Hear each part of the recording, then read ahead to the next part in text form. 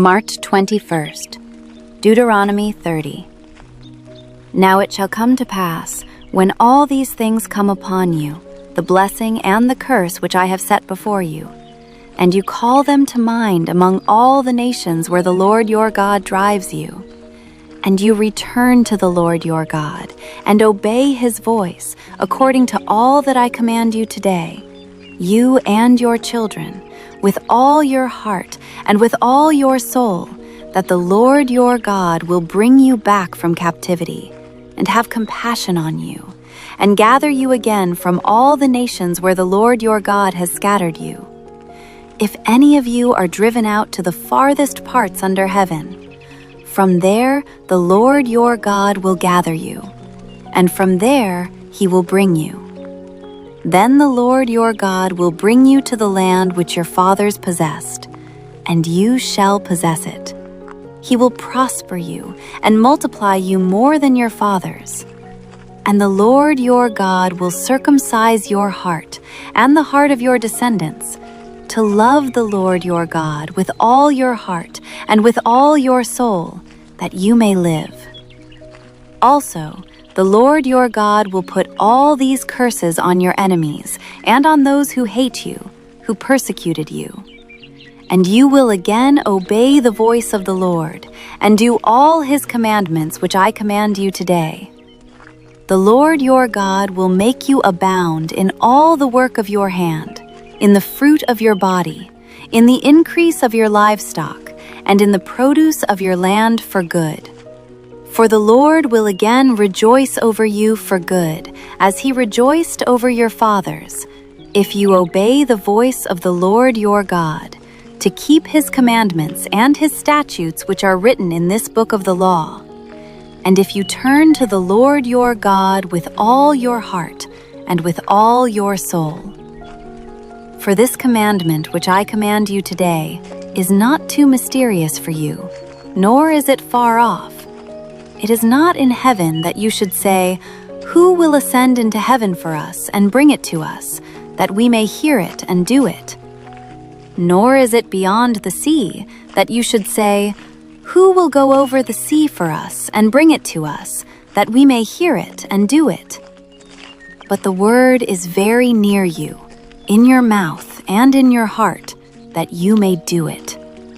See, I have set before you today life and good, death and evil, in that I command you today to love the Lord your God, to walk in his ways, and to keep his commandments, his statutes, and his judgments, that you may live and multiply. And the Lord your God will bless you in the land which you go to possess. But if your heart turns away, so that you do not hear, and are drawn away, and worship other gods and serve them, I announce to you today that you shall surely perish. You shall not prolong your days in the land which you cross over the Jordan to go in and possess. I call heaven and earth as witnesses today against you, that I have set before you life and death, blessing and cursing. Therefore choose life, that both you and your descendants may live, that you may love the Lord your God, that you may obey his voice, and that you may cling to him. For he is your life and the length of your days, and that you may dwell in the land which the Lord swore to your fathers, to Abraham, Isaac, and Jacob, to give them. Deuteronomy 31. Then Moses went and spoke these words to all Israel. And he said to them, I am 120 years old today. I can no longer go out and come in. Also the Lord has said to me, You shall not cross over this Jordan. The Lord your God himself crosses over before you.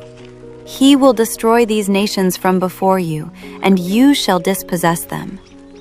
Joshua himself crosses over before you, just as the Lord has said. And the Lord will do to them as he did to Sihon and Og, the kings of the Amorites and their land, when they destroyed them. the Lord will give them over to you, that you may do to them according to every commandment which I have commanded you. Be strong and of good courage. Do not fear nor be afraid of them, for the Lord your God, He is the one who goes with you. He will not leave you nor forsake you." Then Moses called Joshua and said to him in the sight of all Israel, "Be strong and of good courage, for you must go with this people to the land which the Lord has sworn to their fathers to give them, and you shall cause them to inherit it. And the Lord, He is the one who goes before you. He will be with you. He will not leave you nor forsake you. Do not fear nor be dismayed." So Moses wrote this law and delivered it to the priests, the sons of Levi, who bore the ark of the covenant of the Lord, and to all the elders of Israel. And Moses commanded them, saying, "At the end of every 7 years, at the appointed time in the year of release, at the Feast of Tabernacles, when all Israel comes to appear before the Lord your God in the place which He chooses, you shall read this law before all Israel in their hearing. Gather the people together, men and women and little ones, and the stranger who is within your gates, that they may hear, and that they may learn to fear the Lord your God, and carefully observe all the words of this law, and that their children, who have not known it, may hear and learn to fear the Lord your God, as long as you live in the land which you cross the Jordan to possess." Then the Lord said to Moses, "Behold, the days approach when you must die. Call Joshua and present yourselves in the tabernacle of meeting, that I may inaugurate him." So Moses and Joshua went and presented themselves in the tabernacle of meeting. Now the Lord appeared at the tabernacle in a pillar of cloud, and the pillar of cloud stood above the door of the tabernacle. And the Lord said to Moses, "Behold, you will rest with your fathers, and this people will rise and play the harlot with the gods of the foreigners of the land, where they go to be among them, and they will forsake me and break my covenant which I have made with them. Then my anger shall be aroused against them in that day, and I will forsake them, and I will hide my face from them, and they shall be devoured, and many evils and troubles shall befall them, so that they will say in that day, 'Have not these evils come upon us because our God is not among us?' And I will surely hide my face in that day because of all the evil which they have done, in that they have turned to other gods. Now therefore, write down this song for yourselves, and teach it to the children of Israel. Put it in their mouths, that this song may be a witness for me against the children of Israel. When I have brought them to the land flowing with milk and honey, of which I swore to their fathers, and they have eaten and filled themselves and grown fat, then they will turn to other gods and serve them, and they will provoke me and break my covenant. Then it shall be, when many evils and troubles have come upon them, that this song will testify against them as a witness, for it will not be forgotten in the mouths of their descendants. For I know the inclination of their behavior today, even before I have brought them to the land of which I swore to give them." Therefore Moses wrote this song the same day, and taught it to the children of Israel.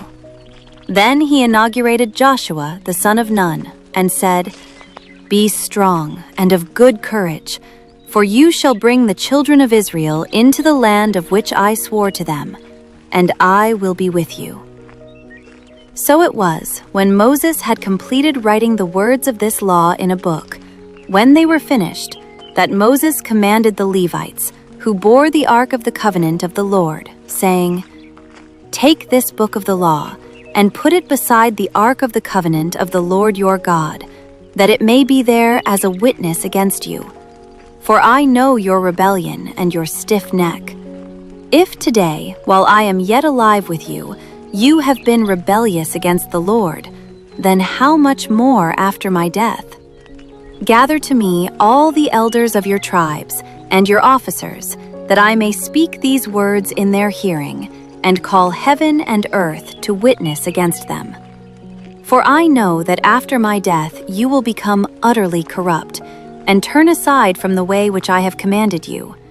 And evil will befall you in the latter days, because you will do evil in the sight of the Lord, to provoke him to anger through the work of your hands. Then Moses spoke in the hearing of all the assembly of Israel the words of this song until they were ended.